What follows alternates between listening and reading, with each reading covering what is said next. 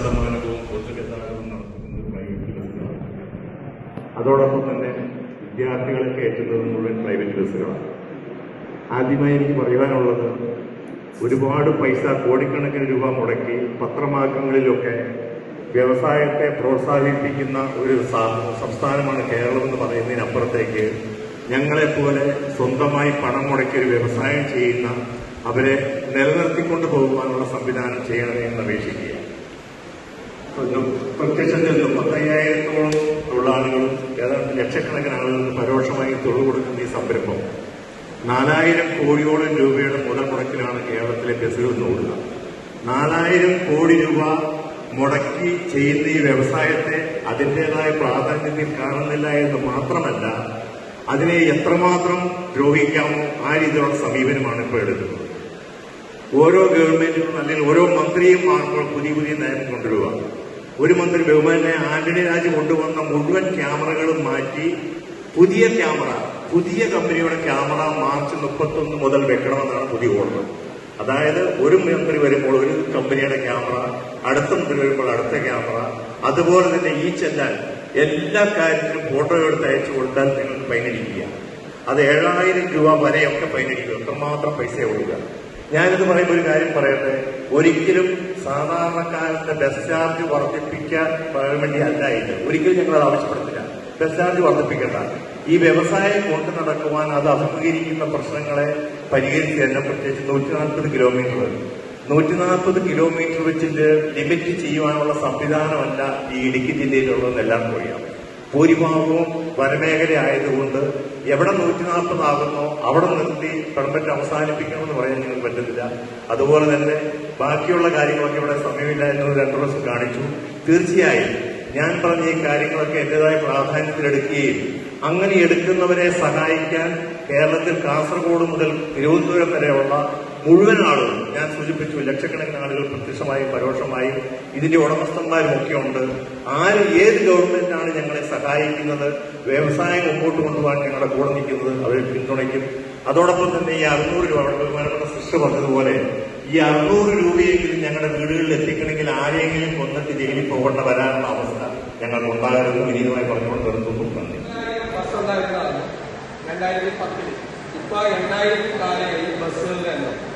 മാത്രമല്ല മുതലാളിമാരില്ല. ഇപ്പൊ ബസ് മുതലാളിമാരില്ല. എല്ലാവരും ബസ്സിലും കൂടെ ജോലിക്കാരായി പോയാൽ മാത്രമേ അത് നിലനിർത്താൻ പറ്റുള്ളൂ. മാത്രമല്ല മോട്ടോർ വെഹിക്കിൾ ഡിപ്പാർട്ട്മെന്റിന്റെ ഭാഗത്ത് നിന്ന് അവർ ശത്രുക്കളായി കാണുകയാണ്. അവർ ഈ ഒരുപാട് വണ്ടികൾ കട്ടപ്പുറത്താണ്. വലിയ പ്രതിസന്ധിയാണ് നേരിടുന്നത്. ഒരു കാര്യം പറഞ്ഞില്ല, 650 കോടി രൂപയോളം ടാക്സ് കിട്ടിയിരുന്ന ഒരു മേഖലയാണ്. അപ്പൊ ഗവൺമെന്റാണ് സത്യത്തിൽ അതിന്റെ ഒന്നാമത്തെ നഷ്ടക്കാരൻ. ഗൗരവത്തോടു കൂടി ആ ഒരു ഇൻഡസ്ട്രിയെ റിവൈവ് ചെയ്തെടുക്കാനുള്ള എല്ലാ സപ്പോർട്ടും തരും. ഇത് പറഞ്ഞ കണക്കാണ്. ആദ്യത്തെ ഒരു മന്ത്രി വന്നപ്പോൾ 25,000 രൂപയുടെ ക്യാമറ വന്നു. ആ മന്ത്രി 2 കൊല്ലം വേറെ കേസിൽ പുറത്തുപോയി. അപ്പൊ വേറെ മന്ത്രി വന്നപ്പോ അദ്ദേഹത്തിന് ഇഷ്ടപ്പെട്ട കമ്പനി വേറെയാണ് ക്യാമറ വെക്കേണ്ടത്. അപ്പൊ ഈ ക്യാമറ മാറ്റിയിട്ട് ആ ക്യാമറ വെക്കാൻ പറയും. ഇവരുടെ ചെലവിലാണ് ആ ക്യാമറ വെക്കേണ്ടത്. അപ്പൊ അതൊക്കെ ഗൗരവത്തോടു കൂടി അത് സ്റ്റേറ്റ് വൈഡായിട്ട് അതിന്റെ റെപ്രസെന്റേഷൻ കിട്ടിയിട്ടുണ്ട്. ആ ഇൻഡസ്ട്രിയിൽ പ്രവർത്തിക്കുന്ന ഒരു ശത്രുക്കളല്ല, മിത്രങ്ങളാണ്. സർക്കാരിന് നല്ല തോതിൽ പണം തരുന്ന ആളുകളാണ്. മോട്ടോർ വെഹിക്കിൾ ടാക്സ് ഏറ്റവും കൂടുതൽ തരുന്ന ആളുകളാണ്. അത് ശ്രദ്ധിക്കും. സർ, എന്റെ പേര് ഹംസായിരിക്കുന്ന. സർ, ഞാനൊരു വംശനാശം സംഭവിച്ചുകൊണ്ടിരിക്കുന്ന ഒരു വ്യവസായത്തിന്റെ ഉടമ സർ. ബസ് ഓപ്പറേറ്റേഴ്സ് ഫെഡറേഷന്റെ സംസ്ഥാന സെക്രട്ടറി സർ. സർ അല്ല സർ, ഞങ്ങൾ സാറിന് അറിയാലോ. അല്ലല്ല, ഞങ്ങളിത് ഇന്നലെ നിങ്ങളുടെ ബസ് ഓപ്പറേറ്റേഴ്സിന്റെ ഇത് കോഴിക്കോട് അവതരിപ്പിച്ച് ഇതുപോലെ തന്നെ മനോഹരമായിട്ട് ഇങ്ങനെ അവതരിപ്പിച്ചു. അപ്പൊ അതല്ല, ഞങ്ങൾ ഏറ്റവും സീരിയസ് ആയിട്ടിരിക്കുന്ന വിഷയം അതാണ്. ഞങ്ങൾ ഇന്നലെ വൈകുന്നേരം ചർച്ച ചെയ്ത് ഞങ്ങളെല്ലാവരും കൂടി ഇത്രയും തകർന്നൊരു ഇൻഡസ്ട്രി വേറെ കേരളത്തിൽ കഴിഞ്ഞ 10-15 വർഷത്തിനിടയിൽ അത് ഞങ്ങളേത് 34,000 വണ്ടി ഉണ്ടായിരുന്നു. ഞങ്ങൾക്ക് ബൈഹാത്താണ് 2010 ഇപ്പൊ 8,000 താഴെയായി. ഇപ്പൊ പഴയ ലോങ് ട്രിപ്പ് വണ്ടികളും പഴയ ലോങ് ട്രിപ്പ് വണ്ടികളൊക്കെ കട്ടപ്പുറത്താണ് കംപ്ലീറ്റ് ആയിട്ട്. 240 ബസ് കട്ടപ്പുറത്താണ്. മാത്രമല്ല ഇപ്പൊ ബസ് മുതലാളിയില്ല. ആരെങ്കിലും ഒരാൾ ചക്കറായിട്ടോ ഡ്രൈവറായിട്ടോ കണ്ടക്ടറായിട്ടോ അച്ഛനും മകനും ഒക്കെ പോകേണ്ട സ്ഥിതിയിലേക്കാണ്. ഭയങ്കര വളരെ താഴേക്ക് പോകണം. അതിൻ്റെ ഇടയിൽ ക്യാമറ വെപ്പിക്കുന്നു, പിന്നെ ക്യാമറ മാറ്റി പുതിയ കമ്പനിയുടെ ക്യാമറ എടുക്കാൻ വേണ്ടി പുതിയ ക്യാമറ വയ്ക്കുന്നു തുടങ്ങിയ ഒരുപാട് വിഷയങ്ങളാണ്. പിന്നെ നാഷണലൈസ് ചെയ്യുന്നു റൂട്ടെല്ലാം. ഞങ്ങൾ തറവാണ് പറഞ്ഞു. സാർ അതെ ഒന്നാമത്തെ കാര്യം എന്താ ഇപ്പൊ സാറിന്റെ തൊള്ളിയിൽ തന്നെ വന്നു നിങ്ങൾ ബസ് മുതലാളി. അല്ല, അദാനിനെയും അതുപോലെ തന്നെ അംബാനി വരെ മുതലാളി എന്ന് വിളിക്കില്ല, ഞങ്ങളെ ബസ്സാരെ ബസ് മുതലാളി എന്ന് വിളിക്കണം. സാർ ഞങ്ങൾക്ക് 8000 ബസ് ഉണ്ടെന്ന് നിങ്ങൾക്ക് ബോധ്യമായല്ലോ. സാർ ഞങ്ങള് 6000 ഉടമകളാണ് സാർ, 6000 കുടുംബങ്ങളാ. എന്താ വെച്ചാൽ അര ബസ് ഒരു ബസ്സൊക്കെ ഉള്ളവരാ. അത് സാർ ഞങ്ങള് ഈ ഒറ്റ ബസ്സായിട്ട് കാണുന്നോണ്ടുള്ള ബുദ്ധിമുട്ടാണ് സാറേ. 4000 കോടി ഉറുപ്പിയാണ് സാർ ഞങ്ങള് ഈ കേരളത്തില് വ്യവസായത്തിന് വേണ്ടി മുടക്കിയിട്ടുള്ളത്. ഈ 4000 കോടി ഉറുപ്പ്യ മുടക്കിയ ഈ ബസ്സിന്ന് ഞങ്ങള് ഏകദേശം ബസ് തൊഴിലാളികൾക്ക് മാത്രം 35,000 ആൾക്ക് നേരിട്ട് തൊഴിൽ കൊടുക്കുന്നുണ്ട് സാർ. 1,00,000 ആളുകൾക്ക് ഞങ്ങൾ പരോക്ഷമായി തൊഴിൽ കൊടുക്കുന്നുണ്ട്. ഇലക്ഷൻ വരികയാണല്ലോ വിചാരിച്ചിട്ട് ഞങ്ങള് ഈ മന്ത്രിമാരെടുത്തപ്പോ 2 മാസമായിട്ട് ഇപ്പൊ നിങ്ങള് കാസർഗോഡ് നിന്ന് യാത്ര നടത്തിമാര് മഞ്ചേരി തിരുവനന്തപുരം 5-6 യാത്ര നടത്തി. ഈ അമീർ സാഹിബും ഈ ഉബൈ സാഹിബും ഒക്കെ എന്നോട് തിരുവനന്തപുരത്ത് ചോദിക്കുന്നതാ എന്താ ഇവിടുന്ന് പോയല്ലേ സങ്കടമാണ് സാർ. അപ്പൊ ഈ മന്ത്രിമാർക്കൊക്കെ നിവേദനം കൊടുത്തു. അവരൊക്കെ ഞങ്ങളോട് പറയണത് എന്താ അറിയോ, നിങ്ങൾ മുഖ്യമന്ത്രിനെ കാണിയും. ഏതായാലും മുഖ്യമന്ത്രിനെ കാണാൻ പോയപ്പോ ഏതായാലും 4 ദിവസം അവിടെ താമസിച്ചിട്ടാണ് കണ്ടിട്ട് കൊടുത്തു. എന്ത് മറുപടിയാ പറയാന്നുള്ള ഇന്നെക്കാട്ടിലും നിങ്ങൾക്ക് അറിയാലോ. ഈ മന്ത്രിമാരെ ഞങ്ങളോട് മുഖ്യമന്ത്രിനെ കാണാൻ പറഞ്ഞാലോ. അതേമാതിരി സാറിന്റെ വീട്ടിലും നിയമസഭയിൽ 2-ാം തീയതി വന്നിട്ട് ഞങ്ങൾ നിവേദനം തന്നു. CP ജോൺ സാറിന്റെ അടുത്ത് പോയി. അതേപോലെ തന്നെ പ്രതിപക്ഷ ഉപനേതാവ് കുഞ്ഞാലിക്കുട്ടി സാറിന്റെ അടുത്ത് 2 ദിവസം പോയി, നിയമസഭയിൽ നിന്നും പോയി കണ്ടു. ഞങ്ങൾക്ക് പറയാനുള്ളത് ഈ സാറ് പഠിച്ചുകൊണ്ട് കുറെ, പക്ഷെ ഈ പെർമിറ്റിന്റെ കാര്യത്തിൽ ഞങ്ങളെ ആളുകൾ ജില്ലാ കമ്മിറ്റികൾ നിവേദനം തരുമ്പോ സാറ് മറുപടി തരുമ്പോ ഞങ്ങള് കഴിഞ്ഞ ജനുവരി 15-ാം തീയതി സാറിന് തന്ന നിവേദനം സാറ് അത് പരിഗണിച്ചിട്ടുണ്ട് ഞങ്ങൾക്ക് ബോധ്യ, 100% ബോധ്യ. സാർ ഈ പെർമിറ്റിന്റെ കാര്യങ്ങളൊക്കെ അറിയോ? ഞങ്ങളുടെ വേറൊരു കാര്യം കൂടി പറയണം. 650 കോടി രൂപ ടാക്സ് കൊടുത്തിരുന്നു. അതിനെ 650 കോടി ഉറുപ്പ്യ, അതായത് ഇപ്പൊ ഞങ്ങൾ 650 കോടി രൂപ ടാക്സ് കൊടുക്കുന്നുണ്ട്. അത് ഞാൻ പറയാൻ വരുന്നുള്ളൂ. കാരണം ഞങ്ങളെ പെർമിറ്റ് കുടിച്ചിട്ടുള്ള കാര്യത്തിന് വേണ്ടി അറിയോ? അല്ല, മനസ്സിലാക്കണം. ഞങ്ങളെ എനിക്ക് 2ന്റെ സമയം തന്നെ എനിക്ക് ഞാൻ 65 വയസ്സായി ഒന്നും പറയാനില്ല. ഞാൻ വേറെ അടുത്തത് വിറ്റിട്ട് പോണ്. വേറെ ഒരു തൊഴിലും കഴിഞ്ഞോ അതിനുള്ള വിദ്യാഭ്യാസം ഉണ്ടോ? അതുണ്ടെങ്കിൽ ഞാൻ ഈ ഏർപ്പാട് നിൽക്കും സാറേ. അപ്പൊ അതുകൊണ്ട് ഞങ്ങൾക്ക് ഇനി വേറെ ഒന്നും ചെയ്യാനില്ല. ഞങ്ങളെ നിലനിർത്തി തരണം. ഞങ്ങൾക്ക് പറയാനുള്ള ഞങ്ങളെ പെർമിറ്റിന്റെ കാര്യം സാർ അറിയോ? ഞങ്ങളെ പെർമിറ്റ് പിടിച്ചെടുത്തിട്ട് ആർക്കാ കൊടുക്കുന്നറിയോ?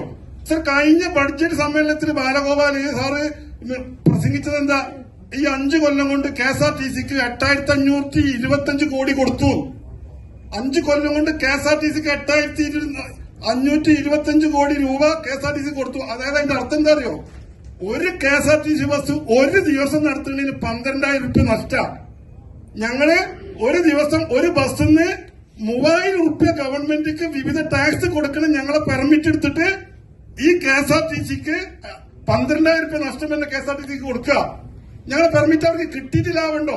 സർ, കഴിഞ്ഞ പിണറായി ഗവൺമെന്റിന്റെ കാലത്ത് 5,002 കോടി കൊടുത്ത് 5 കൊല്ലം കൊണ്ട്. ഇപ്പൊ ഞങ്ങളെ പെർമിറ്റ് ഏറ്റെടുത്ത് അവർക്ക് ലാഭം ഉണ്ടാകണ്ടേ? കൊടുക്കണേ കുറയണ്ടേ?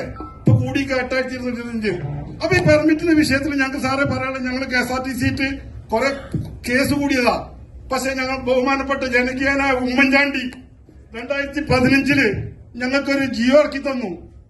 ആ ജിയോയിൽ പറഞ്ഞിരുന്നത് ഞങ്ങൾ നിലവിലുള്ളവരെ 2009 മുമ്പുള്ള മുഴുവൻ പെർമിറ്റും നിലനിർത്തി തരാന്നാണ് സാറ് പറഞ്ഞിരുന്നത്. ആ ജിയോ സാറിന് ഇപ്പൊ തരുന്നുണ്ട്. അത് ബഹുമാനപ്പെട്ട ജനകീയന ഉമ്മൻചാണ്ടി ബസ് ഉടമകളെയും തൊഴിലാളികളെയും പ്രയാസം അറിഞ്ഞിട്ട് ചെയ്തതാ. പക്ഷെ ഈ ഗവൺമെന്റ് എന്താ ചെയ്തത്? അത് കഴിഞ്ഞിട്ട് ഈ ഗണേഷ് കുമാർ വന്നതിന് ശേഷം ഞങ്ങളെ വല്ലാതെ ഉപദ്രവിക്കുക സാർ. ആ ഉമ്മൻചാണ്ടിന്റെ അത് റദ്ദാക്കിക്കൊണ്ട് 2023 ഞങ്ങളെ പെർമിറ്റ് പിടിച്ചെടുക്കാന് ഒരു നോട്ടിഫിക്കേഷൻ ഇറക്കി. ആ നോട്ടിഫിക്കേഷനാണ് ഇപ്പൊ നിങ്ങൾക്ക് തരുന്നത്. അത് ഉമ്മൻചാണ്ടി ഇറക്കിയ നോട്ടിഫിക്കേഷൻ ക്യാൻസൽ ആക്കിക്കൊണ്ട് ആ ഇറക്കിയ സാറൊക്കെ ഒന്ന് പഠിക്കണം. അതേപോലെ ഈ ഗണേഷ് കുമാർ വരുന്നതിന് മുമ്പ് ആന്റണി രാജു ഞങ്ങളോട് 3 ക്യാമറ വെക്കാൻ പറഞ്ഞു. ഈ അറുകാര് ഞങ്ങളോട് കണ്ട് കാലിയാട് ഇറക്കുമ്പോ വെള്ളം കൊടുക്കല്, അതേമാതിരി വെള്ളം തന്നില്ല. വെള്ളക്കോപ്പ് കാട്ടി തന്നെ ഞങ്ങളോട് പറഞ്ഞു നിങ്ങളിത് വാങ്ങി ബില്ല് RTPC കൊടുക്കി 5,000 രൂപ തരും. പക്ഷെ ഞങ്ങൾക്ക് 5,000 തന്നില്ല, വേണ്ട. പക്ഷെ ഇപ്പൊ ഗണേഷ് കുമാർ വന്നപ്പോ എന്താ പറയുന്നറിയോ? അതൊക്കെ അയച്ചു മാറ്റിങ്ങള് പുതിയ കമ്പനിന്റെ വെക്കാന്. അതേമാതിരി ഞങ്ങൾക്ക് കുറെ പ്രശ്നങ്ങളുണ്ട് സാറേ. അതേമാതിരി ഞങ്ങളുടെ ബസ്സില് തൊഴിലാളികൾ മലയാളികൾ മാത്രം അവർക്ക് ജോലി ചെയ്യണം. ഈ പോലീസ് ക്ലിയറൻസ് സർട്ടിഫിക്കറ്റ് വേണം. ഈ ബംഗാളിൽ നിന്ന് വരുന്നേ ക്രിമിനൽ കേസിലെ പ്രതികൾ ഇവിടെ ഒളിവിൽ താമസിക്കുന്ന അവർക്ക് വേണ്ട. മലയാളികൾ ഈ ബസ് തൊഴിലാളികൾക്ക് വേണം. അപ്പൊ അതൊക്കെ ഞങ്ങൾക്ക് സഹായമില്ല എന്ന് നിങ്ങൾ പറഞ്ഞുകൊണ്ട് ഞാൻ കൂടുതൽ പറയുന്നില്ല.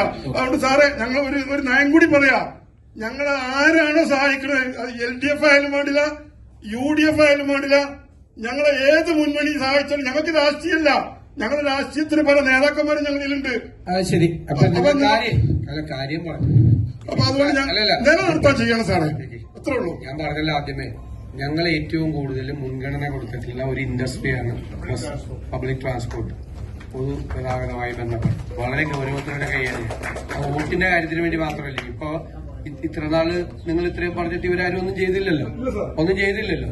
ഞങ്ങളിത് വളരെ ഗൗരവത്തോടു കൂടി, കാരണം ഒരു ഇൻഡസ്ട്രി നശിച്ചു പോകരുത്, ഏത് ഇൻഡസ്ട്രി ആണെങ്കിലും. കാരണം ഒരു ഇൻഡസ്ട്രി നശിച്ചു പോയാൽ അതിന്റെ ആദ്യത്തെ നഷ്ടം സർക്കാരിനാണ്. ഒരിക്കലും നശിച്ചു പോകാൻ പാടില്ല. ഇത് കുറെ പേര് തൊഴിലില്ലാതാവും, കുറെ പേര് ഇതില്ലാതാവും. അപ്പോൾ ഇത് ഗൗരവത്തോടു കൂടി അത് ഞങ്ങള് മുൻഗണന കൊടുത്ത് ചെയ്യുന്ന വിഷയമാണ്. പോസിറ്റീവായിട്ടാണ് പറഞ്ഞത്. ഉണ്ടാവും, കൃത്യമായ പോളിസി ഉണ്ടാവും. അതില് പ്രൈവറ്റ് സർവീസിനെ ഒഴിവാക്കിക്കൊണ്ടല്ല, മനസ്സിലായില്ലേ? കുറെ കാര്യങ്ങൾ പറഞ്ഞു. തീർച്ചയായിട്ടും അത് പരിഗണിക്കും. അത് ചെയ്യാം. അത് കുറെ കാലമായിട്ട് അതിന്റെ വിഷയം KSRTC തൊഴിലാളി യൂണിയനും ഞങ്ങളും തമ്മിൽ ചില വിഷയങ്ങളൊക്കെ ഉണ്ടായിരുന്നു സർ. അതില് അവസാനം 2015 അന്നത്തെ ഗവൺമെന്റ് 2009 ജൂലൈ 14 മുമ്പ് നൽകിയ, സാറേ ഡേറ്റ് നോക്കണം, അതായത് 2009 മുമ്പ് നൽകിയ എല്ലാ പെർമിറ്റുകളും നിലനിർത്തി തരാം എന്ന് പറഞ്ഞുകൊണ്ട് ഒരു ജിയോ അന്നത്തെ ഗവൺമെന്റ് ഇറക്കിയിരുന്നു സർ. ആ ജിയോ അതിനകത്ത് വെച്ചിട്ടുണ്ട് സർ. എന്നാൽ പിന്നീട് 2023 ആ ജിയോ റദ്ദാക്കിക്കൊണ്ട് ഞങ്ങളുടെ പഴയ പെർമിറ്റുകൾ പുതുക്കി തരാത്ത ഒരു നിർദ്ദേശം, ആ നോട്ടിഫിക്കേഷനും 2023 ഇറങ്ങിയതാണ്. ആ നോട്ടിഫിക്കേഷനും ആ നിവേദനത്തിനകത്ത് വെച്ചിട്ടുണ്ട് സാറേ. അപ്പൊ അതുകൊണ്ട് ഞങ്ങൾക്ക് വേറൊന്നും വേണ്ട, ഞങ്ങൾക്ക് ആ അന്നത്തെ ഗവൺമെന്റ് ഉണ്ടാക്കിയ ആ ജിയോ നിലനിർത്തി 2009 മുമ്പുള്ള മതി. അതിന് ശേഷം പുതിയ പെർമിറ്റും വേണ്ട, അതിനുശേഷം നൽകിയ പെർമിറ്റും ഞങ്ങൾക്ക് വേണ്ട. ഞങ്ങൾ 10-40 കൊല്ലമായിട്ട് ഓടിക്കൊണ്ടിരിക്കുന്ന ബസ്സുകളുടെ പെർമിറ്റുകൾ യഥാസമയം പുതുക്കി തരാനൊരു സംവിധാനം ഉണ്ടാക്കി തരുന്ന സാറേ. പിന്നെ രണ്ടാമത്തെ ഒരു കാര്യം അതിനകത്ത് തന്നെ പറഞ്ഞിട്ടുണ്ട്, ഈ കഴിഞ്ഞ ആന്റണി രാജു സാറുള്ള സമയത്ത് ഞങ്ങൾക്ക് ക്യാമറ വാങ്ങാൻ പറഞ്ഞിരുന്നു. ഞങ്ങൾ 3 ക്യാമറ വെച്ചു. ഇപ്പൊ ഗതാഗത വകുപ്പ് 2 കൊല്ലമായിട്ട് പുതിയ കമ്പനീന്റെ ക്യാമറ വാങ്ങണം എന്നാ പറയുന്നത്. അതിനും വലിയ പൈസ വരുന്നുണ്ട്. അതും ഞങ്ങൾ വെച്ച ക്യാമറ ഉപയോഗിച്ച് സർവീസ് നടത്താനുള്ള സൗകര്യം ചെയ്തു തരണം. പിന്നെ സാറിന് എല്ലാവർക്കും അറിയാലോ, ഈ തൊഴിലാളികൾ, ബസ് തൊഴിലാളികൾ ആരും അന്യ സംസ്ഥാന തൊഴിലാളികളില്ല. മലയാളികളെ മാത്രം തൊഴിൽ ചെയ്യുന്ന ഒരു മേഖല സ്വകാര്യ ബസ്സാണ്.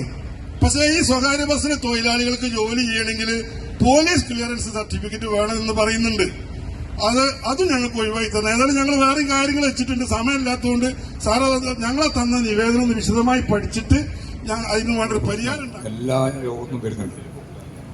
കാസർഗോഡ് മുതൽ ആരംഭിച്ച് ഇതുവരെയുള്ള എല്ലാ യോഗത്തിലും ബസ് ഓപ്പറേറ്റർമാർ അവരുടെ പ്രശ്നം, ലൈസൻസ് പുതുക്കാതിരിക്കുന്നതിൻ്റെ പ്രശ്നം തുടങ്ങിയിട്ടത് ഉന്നയിച്ചിട്ടുണ്ട്. തീർച്ചയായിട്ടും അത് നല്ലതാണ് പറയാനുള്ളത്. ഈ ക്യാമറയെ സംബന്ധിച്ചിടത്തോളം പഴയ ക്യാമറ മാറ്റി പുതിയ ക്യാമറ വെക്കണം എന്ന് പറയുന്നതിൽ പഴയ ക്യാമറ വർക്ക് ചെയ്യുന്നുണ്ടെങ്കിൽ പിന്നെ വീണ്ടും ക്യാമറ വെക്കേണ്ട പ്രശ്നം വരുന്നില്ല. നിങ്ങൾ ടാപ്പിയൊന്നും വേണ്ട, അതുകൊണ്ട് കാര്യമൊന്നുമില്ല.